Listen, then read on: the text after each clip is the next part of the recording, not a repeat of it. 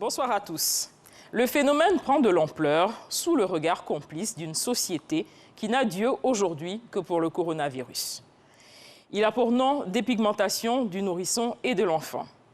Nombre de mamans, à la naissance de l'enfant, lui appliquent leur propre pommade éclaircissante, pommade pour adultes, comme si l'enfant et la mère avaient le même degré de résistance face aux produits toxiques. Quels objectifs poursuit-on? Quels sont les bienfaits ou les dangers de l'opération dépigmentation du nourrisson et de l'enfant? Avant toute chose, caméra dans la rue avec Ouattara Seydou.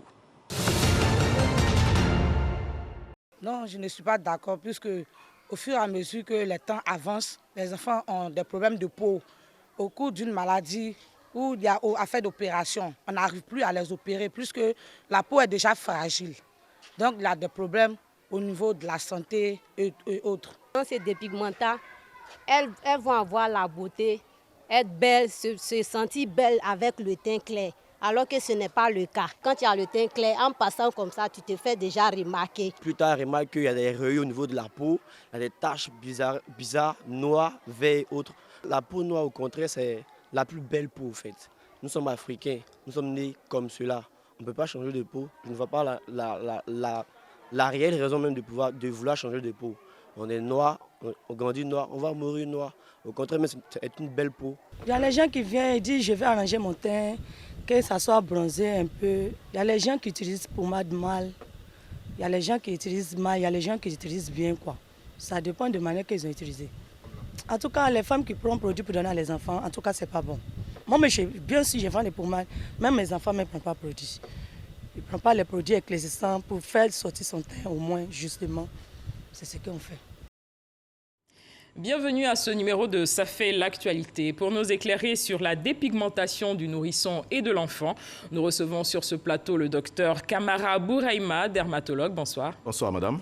Le docteur Sanogo Ismaël Angelo, médecin psychiatre en service au Centre régional de formation à la lutte contre la drogue à Grand-Bassam. Bonsoir. Bonsoir. Peut-on dire, docteur Kamara Bouraïma, que la dépigmentation fait du bien à la peau? D'une façon générale, la dépigmentation, c'est quoi? Je pense qu'il faut que tout le monde doit savoir ce que c'est que la dépigmentation. C'est l'usage de produits ou bien de substances qui contiennent des principes actifs dépigmentants, envie de, si vous voulez, éclaircir la peau, envie de devenir clair. C'est un phénomène qui touche tous les continents, qui touche tout le monde, qui touche tous les âges, tous les genres aussi, les hommes comme les femmes. Et aujourd'hui, on parle de plus en plus de la dépigmentation de l'enfant et du nourrisson. C'est vrai, c'est une réalité qu'on constate tous les jours dans nos consultations. Docteur Sanogo Ismaël, vous êtes médecin psychiatre. Sur le plan sociétal, on se pose des questions relatives à cette manière de faire. Oui, on se pose véritablement cette question parce que de plus en plus, on se rend compte que, dans un premier temps, parler de dépigmentation de la peau du nourrisson, ces enfants, ce sont des enfants, c'est une catégorie d'âge qui ne dépend pas d'elle-même. Ils sont généralement sous l'emprise des parents. Donc, si on constate une dépigmentation sur ces enfants, c'est parce que les parents les y ont conduits. Donc, ça pose véritablement le problème. Ce problème est beaucoup inféodé, c'est-à-dire parler des problèmes de nourrisson et des dépigmentations de nourrissons revient aussi à parler du problème de dépigmentation des parents. Parce que c'est eux qui les mettent dans ce jeu-là. Et de plus en plus, on se rend compte que c'est un phénomène qui a pris de l'ampleur. Et puis on essaie de savoir quelle est l'explication psychopathologique, c'est-à-dire une explication qui part de la maladie pour comprendre un peu le comportement de ces personnes qui s'adonnent à ces actes-là. Et qu'est-ce qui peut motiver ces actions? Qu'est-ce qui peut bien passer par la tête de ces parents? Généralement, ce qui motive les mères qui s'adonnent à cela, l'explication qu'on a, elles disent que quand les enfants ont la peau claire, ce sont des enfants qui sont mignons, qui sont beaux. Ce sont des enfants, quand elles sortent avec eux dans la rue, ce sont des enfants qui sont adulés, qui sont adoubés par la population. Et donc, ça fait une fierté pour elles. Et c'est pour cela que, généralement, elles mettent ces enfants dans ces situations-là. C'est un gage de beauté. C'est un gage de beauté. Voilà. Docteur Kamara, vous avez été, dans la pratique de votre profession, confronté à des cas de nourrissons et d'enfants dépigmentés? Oui, pratiquement tous les jours, à toutes mes consultations. Comme l'a dit le collègue tout à l'heure, c'est un phénomène qu'on va avoir chez les enfants qui sont issus de familles qui pratiquent déjà, qui s'adonnent déjà à la dépigmentation. Et quel est le premier sentiment lorsque vous voyez ces enfants que vous avez? Nous, en tant que médecins, on ne juge pas. Encore qu'on ne condamne pas.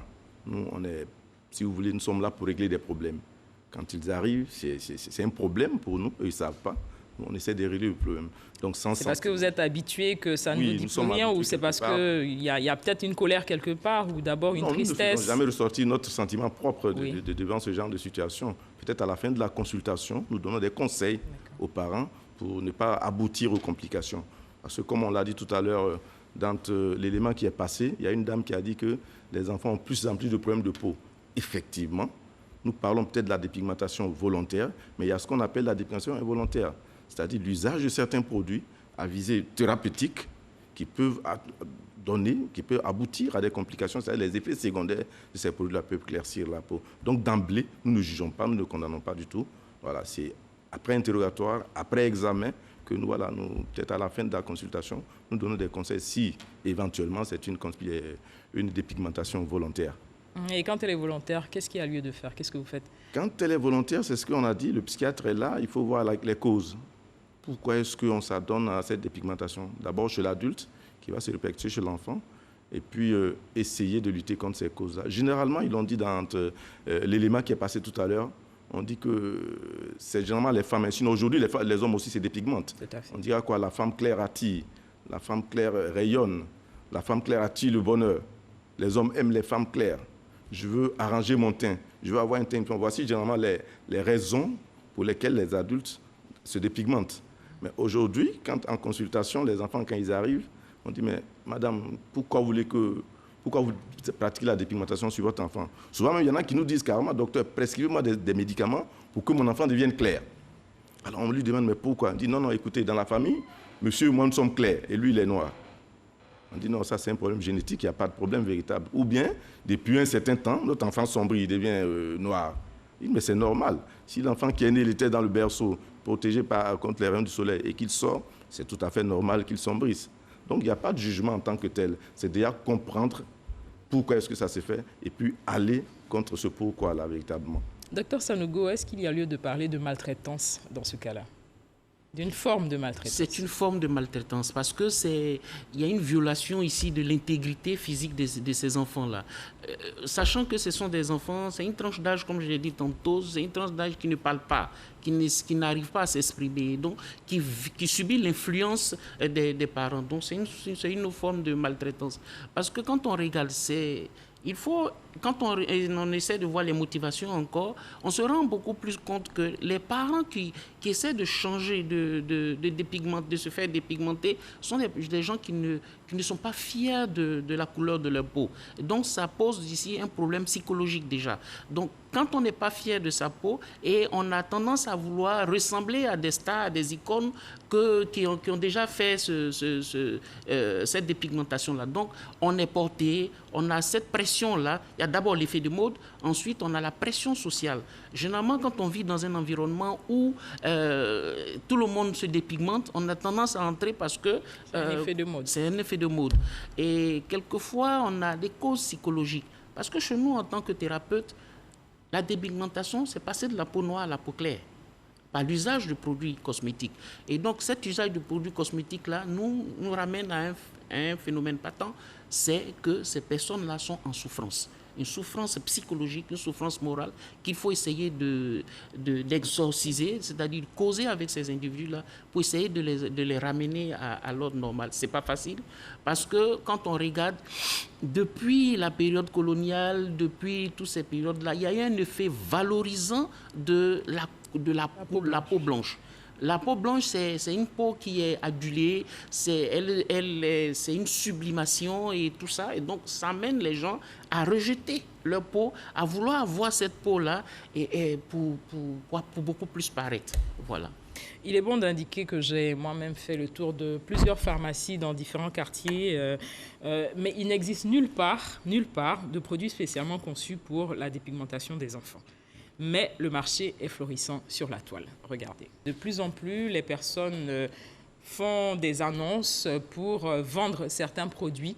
Ces personnes fabriquent ces produits elles-mêmes. Ces personnes demande l'avis des différentes mamans qui veulent bien acquérir ces produits. Et là, une maman qui dit « Je suis intéressée par ce produit, mon enfant a 7 mois et demi ». Donc, docteur, réaction. Sur les produits qu'on retrouve sur le marché, nulle part vous ne trouverez que ce produit X ou Y contient tel principe actif dépigmentant. Ce n'est pas possible. Je vais citer comme ça pêle-mêle les actifs dépigmentants. Il y a l'hydroquinone qui vient en première position. Mercure. Il y a les corticoïdes, il y a le mercure, il y a certains acides de fruits, il y a même le glutathion. Alors, comme je l'ai dit, on ne verra jamais sur le produit, sur l'emballage du produit, dire que ça contient tel ou tel actif dépigmentant. Ce n'est pas possible. Pour des soucis marketing ou commerciaux, on ne dira jamais ça. On dira juste c'est un produit pour réhydrater la peau, pour sortir le teint légèrement, mais jamais on ne fera de la publicité dans ce sens-là pour dire que ça contient des produits actifs. Mais sinon que les... Et dire directement, docteur, ce sont des produits éclaircissants pour bébé qu'on affiche comme ça, c'est dit directement. C'est rare. Mais rare. On vient de le voir tout à l'heure. C'est rare. Généralement, on ne met jamais ce genre de... En tout cas, les produits qui nous a été donnés de voir sur le marché, on ne mettra jamais, si vous voulez, ce mot-là pour dire que c'est un produit dépigmentant pour l'enfant. Donc, c'est une arnaque. C'est une arnaque. Généralement, c'est ce qu'il dit. Parce que si on met, alors que la loi le condamne, peut-être même la boutique peut être condamnée, le propriétaire de la boutique peut être condamné. Du coup, on ne mettra jamais. Mais c'est une grosse arnaque, en fait. C'est hallucinant, docteur Sanogo. Notre société est-elle en folie ? Oui, pour moi, je peux le dire que notre société est en folie parce que on voit aujourd'hui sur tous les réseaux sociaux des gens qui vendent les produits. Et généralement, la population aujourd'hui s'identifie aux réseaux sociaux. On a des icônes, on a des gens qu'on connaît, je dirais les noms, mais qui passent par ce canal-là pour vendre les produits. Et ce qu'on constate, et qui est très important, c'est que l'enfant soit en dehors ou au sein du ventre de la maman, toute utilisation du produit touche l'enfant. Et même pendant la grossesse, il y a des femmes qui continuent de se dépigmenter. Mais en se dépigmentant, c'est qu'elles oublient, c'est que le produit passe la barrière placentaire et touche l'enfant. Et on a des enfants qui naissent, je le dis sous le couvert de mon collègue Demato, c'est que les enfants naissent avec des complications qui peuvent toucher soit les organes, il y a le foie, le rein, qui peuvent toucher même aussi le système nerveux. Et on se rend compte qu'il y a des enfants qui naissent mais qui ont des malformations. Il y a des enfants qui naissent tout petits. On parle d'enfants hypotrophes, mais qui ne peuvent pas, qui dans le développement, n'atteignent pas le développement staturopondéral normal. Et donc ça, ce sont des complications qu'on voit. Mais généralement, ce sont des complications qui se font sur le long terme. Sur le long terme. D'emblée, quand on le fait, on ne sent pas les complications, mais c'est sur le long terme. Parce que quand elles commencent, les enfants sont clairs, mais elles veulent maintenir cette coloration-là, et donc elles continuent de mettre ces produits-là qui, in fine, finiront par donner cette pathologie. Oui, docteur. Alors, pour rebondir un peu sur ce que le collègue vient de dire, il y a deux types de complications. La première complication, c'est la complication directe sur la peau. Voilà, c'est des complications infectieuses, bactériennes, virales, parasitaires. Et il y a les complications non infectieuses. C'est quoi? C'est les vergetures qu'on va voir. C'est les hyperpigmentations des saillies osseuses qu'on appelle généralement quinto. C'est le vieillissement de la peau. C'est les mauvaises odeurs. C'est les ochronoses. Généralement, nous, on appelle ça dos de marmite. Vous verrez sur le dos de la dame ou bien de l'homme une plaque noirâtre. C'est les ochronoses. Bref, il y a ces complications-là. Et puis, il y a les complications systémiques. Comme il a dit, quand on prend le produit, quelle que soit sa forme galénique, c'est-à-dire que ce soit une crème, une pommade, une injection ou un comprimé, à un certain moment, il va passer dans le sang. Et à partir de ce moment, il va commencer ces complications systémiques. Donc, si la femme est enceinte, qu'elle porte un bébé et qu'elle utilise ce genre de produit sur un longtemps, forcément, ça passe dans le sang, ça traverse la barrière placentaire, comme il a dit, et l'enfant sera touché, il va naître avec des complications. Bien entendu, la dame elle-même ou bien le monsieur lui-même feront des complications systémiques. C'est quoi? C'est l'hypertension artérielle, c'est le diabète, c'est l'insuffisance rénale, c'est certains cancers de peau. Et chez les enfants aujourd'hui, c'est l'hypotrophie dont il a parlé, avec un retard de croissance. C'est les enfants qui vont naître avec beaucoup de poils, c'est l'hyperpilosité, et il y en a beaucoup comme ça. Mais c'est des complications systémiques dues au passage du produit dans le sang. Pensez-vous, docteur, que les pères puissent donner leur accord à leur épouse, leur compagne pour cette pratique, docteur Sanogo? Généralement... Parce que ça se fait en secret, c'est la maman qui lave le secret. bébé. Les pères sont rarement informés. Quoique, il existe aussi des hommes qui se dépigmentent. Tout à fait. Ouais, mais généralement, quand on fait une certaine proportion, les pères sont pas informés. Voilà, sont pas informés. Docteur Camara, est-ce que vous pensez que ces dames connaissent les conséquences de la dépigmentation? Je dirais d'emblée non. C'est parce que si elles savaient ce que c'est que les complications de la dépigmentation, elles n'allaient pas la pratiquer. Voilà. Tout à l'heure, il l'a dit, généralement, les hommes ne sont pas trop impliqués. Moi, sur 5 consultations de nourrissons ou d'enfants qu'on veut dépigmenter, c'est la maman qui le dit. Hein. Écoutez, docteur Despiens, mon enfant sombrit. Depuis qu'il est né, il a peut-être 2 ans, machin, il sombrit. Ou bien, docteur, le papa et moi-même sommes clairs. Pourquoi lui, il est noir? Donc, généralement, c'est la femme qui fait un souci, qui se focalise sur ce problème-là. Sinon, l'homme, généralement, quoique certains hommes s'adonnent à la dépigmentation, mais dans ma consultation de tous les jours, c'est généralement les femmes qui se plaignent. Mais elles ne connaissent pas les complications. Donc, c'est l'occasion de demander au père de faire plus attention, peut-être? Bien sûr, bien sûr, bien sûr. Tout à l'heure, peut-être on va lancer l'appel. Il faut faire une sensibilisation vraiment très importante là-dessus. Donc, finalement, aucun gain véritable enregistré? Aucun gain véritablement enregistré, mais ce qu'on peut noter du point de vue psychologique, il y a ce qu'on appelle un phénomène qui est très important, qui est l'addiction. Tout à fait. Généralement, quand on met ces pommades-là et qu'on veut maintenir cette coloration, il y a l'effet compulsif. Parce que quand on parle d'addiction, au niveau de la dépigmentation volontaire, il y a l'addiction. Et cette addiction met en confrontation plusieurs termes. On a la dépendance physique, la dépendance psychique, et puis l'effet compulsif. Généralement, dans cette dépigmentation volontaire-là, c'est beaucoup la dépendance psychologique qui intervient. Et donc, au niveau de l'explication neurobiologique, il y a des hormones au niveau du corps, plutôt du système nerveux central qu'on appelle la dopamine, qui est cette hormone-là du plaisir.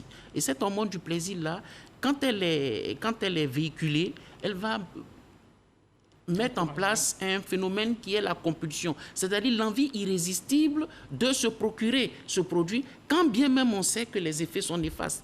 Quand elles prennent, elles sentent, elles se rendent compte qu'elles ont un problème au niveau de la peau, elles sentent aussi qu'il y a une odeur et tout ça, mais elles ne peuvent pas s'empêcher. Et donc, il y a un effet addictif. Mais à côté de ça, quand on a un effet addictif, la conséquence qui suit, c'est vraiment l'handicap social. Parce qu'une fois qu'elles arrêtent, elles se retrouvent à une peau qui est à mi-chemin entre la peau noire et la peau claire. Et ça, comme l'a dit tantôt Dr Camara, il y a cette malodeur corporelle, cette peau qui est teintée, et ça devient un handicap social. Voilà un peu ce que je peux dire sur ce sujet. Alors, madame, pour corroborer ce que le collègue vient de dire, à une de mes consultations pour parler d'addiction, une dame rentre avec des complications. C'était une ochronose. Je lui demande, madame, vous savez ce qui a donné? Elle dit oui, je sais ce qui a donné. Il dit, mais le seul traitement, c'est l'arrêt du produit. Elle m'a dit, docteur, je ne peux pas arrêter. Elle a été claire. Il dit, mais si vous ne pouvez pas arrêter, moi, je ne peux rien faire. Et je vous assure, elle est sortie du bureau. Je l'ai fait rappeler. Il dit, mais madame, vous avez un problème? On vous dit d'arrêter, vous connaissez la solution, vous ne voulez pas arrêter? Elle dit, non, c'est comme une drogue pour moi. Voici le mot qu'elle a sorti. C'est comme une drogue pour moi.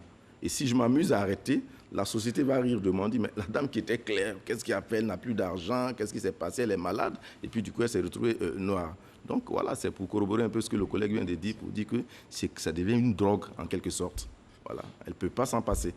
Et quelle est la prise en charge pour les enfants malades que vous pouvez donner?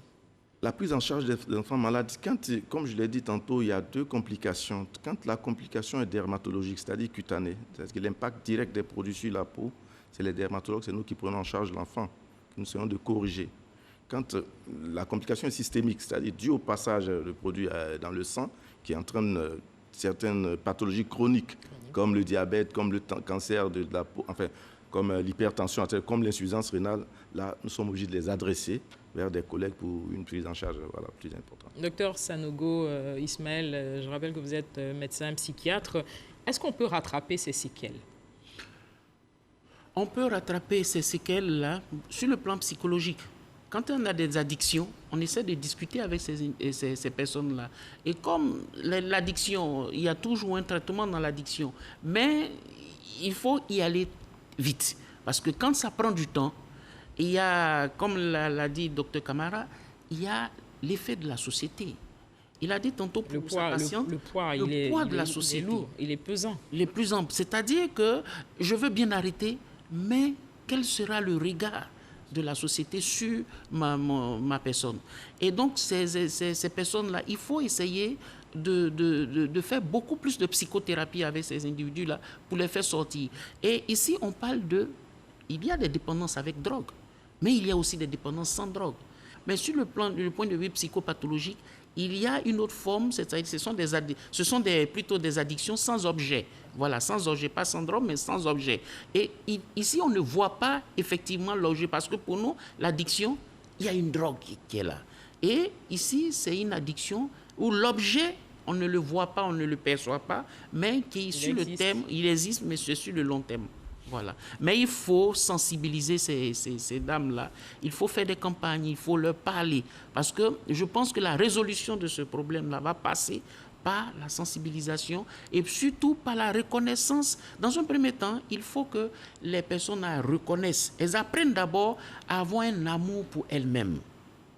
Un amour pour elles-mêmes. Voilà. L'estime de soi, l'amour pour elles-mêmes. Et ensuite, essayer de voir l'amour même pour leur race. Parce qu'on rejette la peau noire.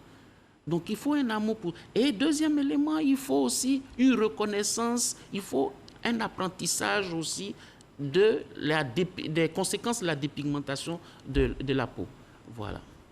Des campagnes de sensibilisation, on en parlait tout à l'heure, ne cessent d'être menées pour dissuader les personnes désireuses de tenter cette aventure. Mais il semble que le message ne passe pas. Pourquoi, selon vous, docteur Camara? Je rappelle que vous êtes dermatologue. La dépigmentation et ses complications est un phénomène de santé publique. Tout comme pour certaines pathologies chroniques, je pense qu'il y a des projets de prise en charge, de lutte contre ces pathologies-là. On devrait pouvoir créer, je pense, un projet, un programme de lutte contre la dépigmentation et ses complications. Dans ce cas-là, je pense que les actions seraient mieux coordonnées. Voilà, on ferait mieux. Sinon, le message passe, mais il n'est pas mieux entendu. Pourquoi? Parce que peut-être on n'est pas beaucoup audible, peut-être par faute de moyens. Ça et là, c'est sur les plateaux de télé ou bien de radio que nous en parlons, mais il faut quand même mener une campagne vraiment accrue, une campagne très importante pour pouvoir lutter contre ces phénomènes-là. Docteur Sanogo? Oui, mais je pense qu'aussi, il faut essayer de redorer le blason de la peau noire. C'est-à-dire essayer de faire comprendre aux gens que la peau noire est une belle peau. Elle n'est pas repoussante. Elle n'est pas repoussante. Et que cette peau-là, le fait qu'on ait la pigmentation noire, il y a de la mélanine, qui est un élément qui est beaucoup protecteur pour la peau. Donc, essayer de décaper sa peau, c'est tuer cette mélanine. Et donc, on libère, il n'y a plus de barrière en tant que telle au niveau de la peau. Et bonjour à toutes les maladies qu'on peut avoir au niveau de la peau. Et c'est ça qu'il faut essayer de mettre en exergue. Un autre élément dont il faut mettre aussi en exergue, c'est surtout au niveau des nourrissons. Ce sont des enfants qui sont indolents, ce sont des enfants qui ne peuvent pas parler et qui subissent les assauts de ces parents-là.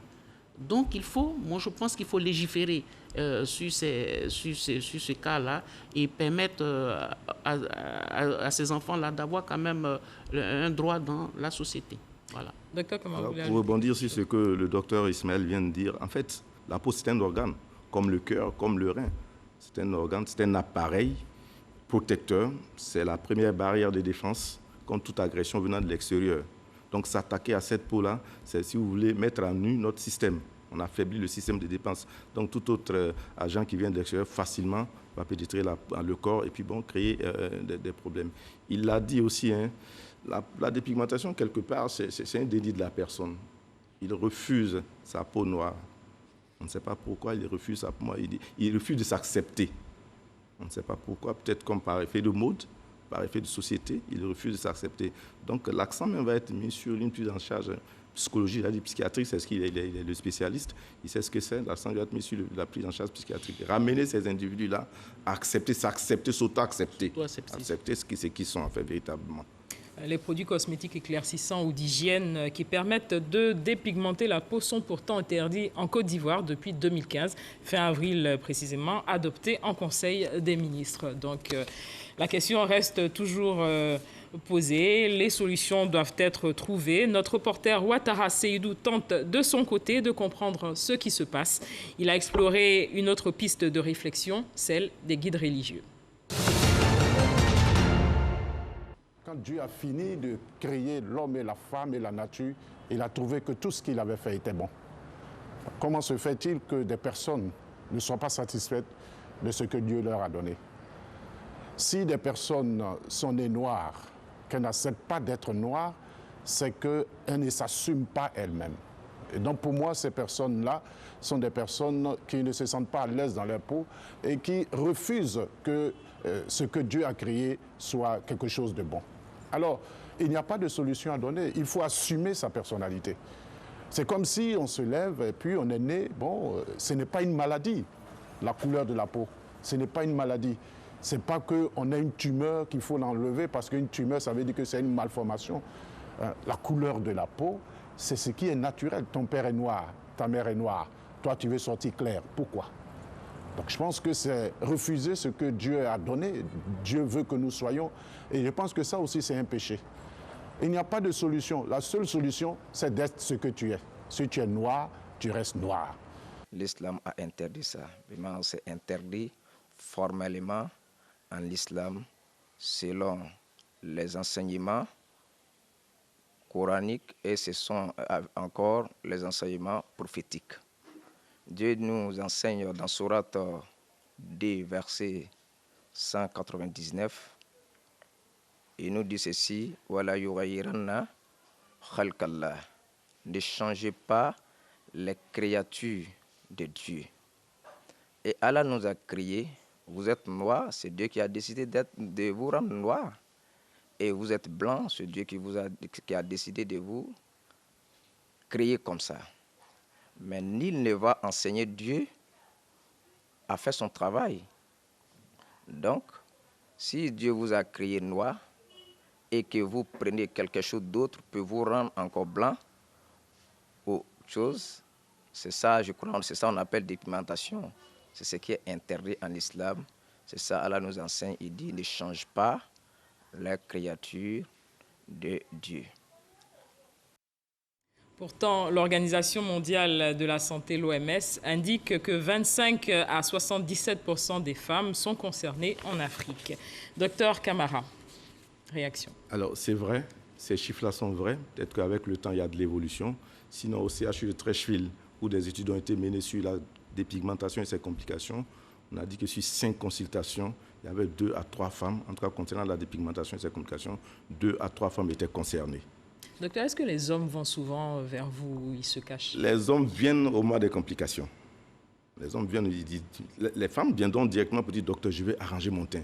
Docteur, je veux que mon teint rayonne. Les femmes vous le diront directement. L'homme viendra de façon subtile. Mais très souvent, quand ils viennent, c'est au stade des complications. Nous savons que c'est des complications liées à la dépigmentation. Et généralement, ils le nient, ils ne l'acceptent pas.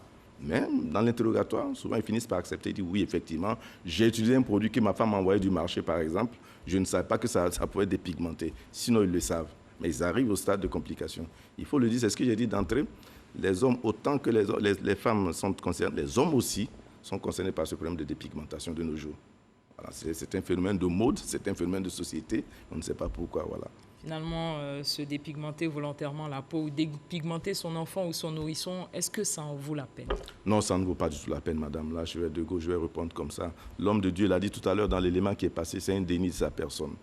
Voilà. Tu refuses d'admettre, tu refuses d'être ce que tu es. Est-ce que ça ne va pas? Ça dépasse même le cas de la dermato. Et les psychiatres le savent. Ça dépasse le cas de la dermato. Là, ça devient un problème psychiatrique. Est-ce que quelque part, ça va, comme le dirait l'autre, ça va bien? Voilà, c'est le psychiatre peut-être qui pourra répondre. Sinon, ça ne vaut pas la peine de se dépigmenter. Ce n'est que des complications. La question reste posée. La question reste posée, mais je pense que ce phénomène pourra trouver sa solution. C'est vrai. Tantôt, vous disiez que il y a des lois qui ont été prises, on interdit et tout, mais ça continue. Mais je pense aussi que même quand les lois sont prises, il faut descendre aussi dans la population. Donc il y a une approche communautaire de cette prise en charge-là. Et cette prise en charge-là doit passer aussi, comme l'a dit, par les guides religieux, par les chefs religieux dans les quartiers, passer pour qu'on continue la sensibilisation. Parce que de plus en plus, on se rend compte que les pathologies que nous rencontrons sont des pathologies qui sont beaucoup plus liées à une méconnaissance. Aujourd'hui, tout le monde est sur les réseaux sociaux. Tout ce qui se vend sur les réseaux sociaux, on a l'impression que c'est bon. Mais il faut savoir aussi qu'il y a beaucoup d'arnaques sur ces réseaux sociaux. Donc l'approche communautaire serait vraiment saluée.